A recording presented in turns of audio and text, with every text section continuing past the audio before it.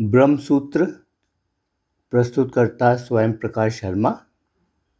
Video 15A। Brahmasutra की इस प्रस्तुति में तीसरे अध्याय के तीसरे भाग के श्लोक नंबर 45 से श्लोक नंबर 50 तक है। परम पद या परम धाम को प्राप्त करना निश्चित फल है, इस विषय पर जो चर्चा आरंभ की गई थी वह अब संपन्न की जाती है और साथ ही जो ब्रह्म विद्या के फल का में भेद है, उस भेद पर निर्णय करने के लिए चर्चा आरंभ की जाती है। ब्रह्मसूत्र कठ उपनिषद में यमराज और नचिकेत के बीच संवाद है। अपना दूसरा वर मांगते समय नचिकेता ने यमराज से कहा कि स्वर्गलोक में तो भय बिल्कुल नहीं होता, वहाँ ना तो आप मृत्यु के देव का डर होता है और ना ही वहाँ भूख और प्यास होती है। इन सब से परे होकर जीव शोक से रहित होकर स्वर्ग में प्रसन्न होता है। उस स्वर्ग को देने वाला अग्निहोत्र या यज्ञ के रूप में जो कर्म है, उस कर्म का रहस्य आप जानते हैं। मैं चाहता हूं कि स्वर्ग को देने वाला जो अग्निहोत्र रूप का कर्म का जो रहस्य है, वह रहस्य आप मुझे बता दें। इस पर यमराज ने उस अग्निहोत्र कर्म के संबंध में सभी रहस्य नचिकेता को बता दिए। फिर उस अग्निहोत्र रूपी कर्म की स्तुति करते हुए यमराज ने कहा, जो कोई भी इस अग्निहोत्र का 3 बार अनुष्ठान करेगा वह जन्म मरण से तर जाएगा और अत्यंत शांति को प्राप्त हो जाएगा। इस प्रकरण के अनुसार तो व्यक्ति को मुक्ति अग्निहोत्र कर्म करने से मिल सकती है। यहाँ जो सिद्धांत लागू होता हुआ दिखता है वह यह है कि जिस प्रकार उपासना से संबंध रखने वाले शारीरिक क्रिया फल देने में समर्थ हैं, उसी प्रकार मानसिक क्रिया भी फल देने में समर्थ है। इसके चलते यह कहा जा सकता है कि उसी प्रकार जो अग्निहोत्र का कर्म है, वह कर्म भी ब्रह्म विद्या की तरह मुक्ति का कारण हो सकता है। इसलिए कठ उपनिषद के इस प्रकरण को देखते हुए इस अग्निहोत्र कर्म को मुक्ति का कारण मानने में कोई आपत्ति नहीं होनी चाहिए। इस प्रकार की गलतफहमी हो सकती है। इसी बात को एक और तरीके से दृढ़ किया जाता है। केवल प्रकरण के बल पर ही अग्निहोत्र का कर्म मुक्ति का कारण सिद्ध होता है, ऐसी बात नहीं है। कठ उपनिषद की श्रुति में विद्या के समान ही कर्म का भी फल बताया गया है। जहां कहा गया है कि यज्ञ, दान और तप जैसे कर्मों को करने वाला व्यक्ति जन्म मरण से छुटकारा पा जाता है। इससे भी कर्म की मुक्ति में हेतु होना सिद्ध हो जाता है, ऐसा दिखाई देता है। लेकिन वास्तव में ऐसी बात नहीं है। अब तक इस प्रस्तुति के पहले 2 सूत्रों में जो बात कही गई है, उसके बारे यह स्पष्ट किया जाता है कि श्रुतियों द्वारा निश्चित रूप से कहा गया है कि केवल और केवल अकेला ब्रह्म ज्ञान ही मुक्ति का कारण है। कर्म मुक्ति का कारण नहीं है। श्वेताश्वतर उपनिषद में कहा है कि उस पर ब्रह्म परमात्मा को जानकर ही मनुष्य जीवन मरण को लांघ जाता है। उस पर ब्रह्म परमात्मा को जानकर ही मनुष्य जीवन मरण के चक्कर से छुटकारा पा सकता है। परम पद या मोक्ष आदि को प्राप्त करने के लिए इसके अलावा कोई दूसरा मार्ग नहीं है। इस प्रकार यहां निश्चित रूप से एकमात्र अकेला ब्रह्म ज्ञान को ही मुक्ति का कारण बताया गया है। इसलिए ब्रह्म विद्या ही मुक्ति का कारण है। यज्ञ जैसे कर्म मुक्ति का कारण नहीं हो सकते। कठ उपनिषद में ही नचिकेता को ब्रह्म विद्या का उपदेश देते हुए यमराज ने स्वयं उसे बताया है कि जो सब प्राणियों का अंतर्यामी है, जो एक अकेला है, जो अद्वितीय है तथा जो सबको अपने वश में करने वाला है, जो अपने एक ही रूप को बहुत प्रकार से बना लेता है,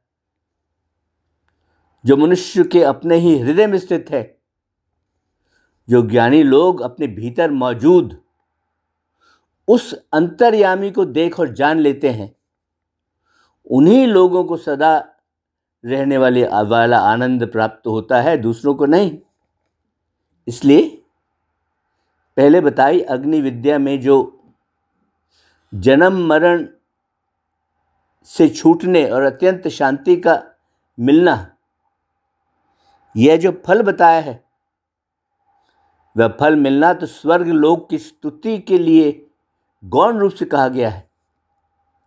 वह मुक्ति की मुख्य बात नहीं है। यदि यह मुक्ति की मुख्य बात होती तब तो नचिकेता को अपने तीसरा और अंतिम वरदान मांगने की जरूरत नहीं होती। इससे हमें ऐसा ही समझ लेना चाहिए। इसी बात को अब और दृढ़ किया जाता है। श्रुति में जगह जगह इस प्रकार का वर्णन देखा जाने से भी यही बात दृढ़ होती है। मुंडक उपनिषद की श्रुति में कहा है कि यज्ञ आदि कर्मों का जो फल है, वह फल तो स्वर्गलोक में जाकर वहाँ के भोगों का आनंद लेकर वापस आना है। और उसी मुंडक उपनिषद की श्रुति में यह भी बताया गया है कि ब्रह्म ज्ञान का फल जन्म मरण से छुटकारा पाकर परमात्मा को प्राप्त हो जाना है। इससे भी यही सिद्ध होता है कि एकमात्र ब्रह्म विद्या ही मुक्ति का कारण है। यज्ञ आदि कर्म मुक्ति का कारण नहीं है। इस बात का प्रकार अंतर से निवारण करके यह प्रकरण यहीं समाप्त किया जाता है। वेद के मतलब और उसके भाव का निर्णय करने में प्रकरण की तुलना में श्रुति के जो वचन हैं और उसमें बताए गए जो लक्षण आदि हैं, वे अधिक बलवान माने जाते हैं। इसलिए प्रकरण से सिद्ध होने वाली बात का खंडन करने वाले यदि बहुत से श्रुति प्रमाण हों तथा उसके विरुद्ध लक्षण भी पाए जाएं, तो केवल प्रकरण में तो इतना सामर्थ्य नहीं है कि वह श्रुति के सिद्धांत में बाधा डाल सके। यही बात यहाँ है। इससे तो यही सिद्ध होता है कि परमात्मा के दर्शन करने के लिए बताए हुए उपनिषद के उपाय यानी ब्रह्म विद्या ही परमात्मा को प्राप्त करने का और जन्म मरण के चक्कर से छूटने का एकमात्र साधन है। सकाम यज्ञ जैसे कर्म परमात्मा को प्राप्त करने और जन्म मरण के चक्कर से छूटने के साधन बिल्कुल नहीं है।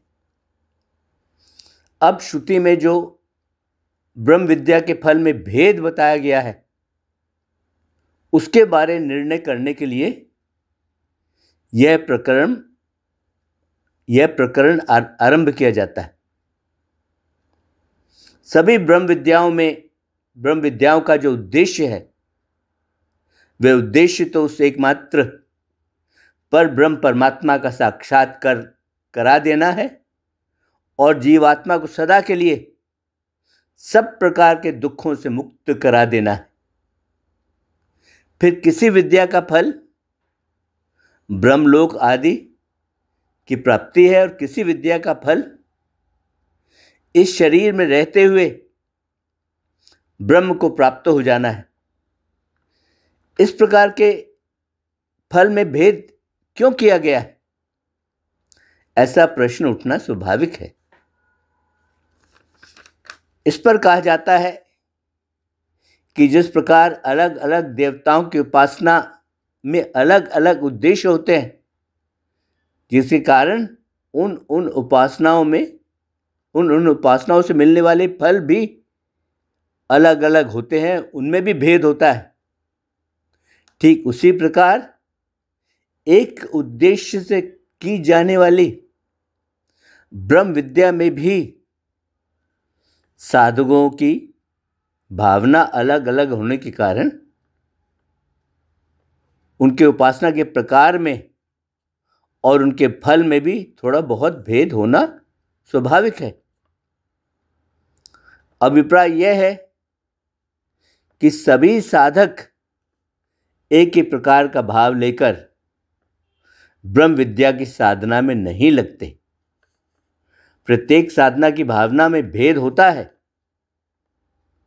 कोई तो साधक ऐसा होता है जो स्वभाव से ही सभी भोगों को दुख का कारण और परिवर्तनशील समझकर उनसे विरक्त हो जाता है और पर ब्रह्म परमेश्वर के साक्षात्कार होने में थोड़ी सी भी देरी बर्दाश्त नहीं कर सकता। तो कोई साधक ऐसा होता है जो बुद्धि के विचार से तो भोगों को दुखों का कारण समझता है, इसलिए वे साधना में भी लगा है। लेकिन जो ब्रह्मलोक में भोग प्राप्त होते हैं, वे दुख से मिलने वाले नहीं होते, बल्कि वे भोग तो केवल सुख ही सुख हैं तथा वहां जाने के बाद पुनरावृत्ति नहीं होती, सदा के लिए जन्म मरण से मुक्ति हो जाती। वे साधक इस प्रकार की भावना रखते हैं। वे परमात्मा को तत्काल प्राप्त करने की तीव्र लालसा नहीं रखते। इस प्रकार जो साधकों की भावना है वह अनेक प्रकार की और अलग अलग हो सकती है और उन भावनाओं और साधकों की योग्यता के भेद से उनके अधिकार में, उनके फल में भी भेद होना स्वाभाविक है। इसलिए दोनों फल बताए गए हैं, ईश्वर की तुरंत प्राप्ति और ईश्वर के ब्रह्मलोक के भोगों को भोगने के बाद प्राप्ति। दोनों मार्ग परमात्मा की प्राप्ति की ओर ले जाते हैं, एक तुरंत और दूसरा विलंब के साथ, देरी के साथ, जो साधक के अपनी इच्छा और संकल्प पर निर्भर है। हाँ, जो साधक की अपनी इच्छा और संकल्प पर निर्भर है। इसके साथ ही ब्रह्म सूत्र की यह प्रस्तुति संपन्न हुई, जिसमें तीसरे अध्याय के तीसरे भाग के श्लोक नंबर 45 से श्लोक नंबर 50 तक हैं। ओम शांति शांति शांति। ओम।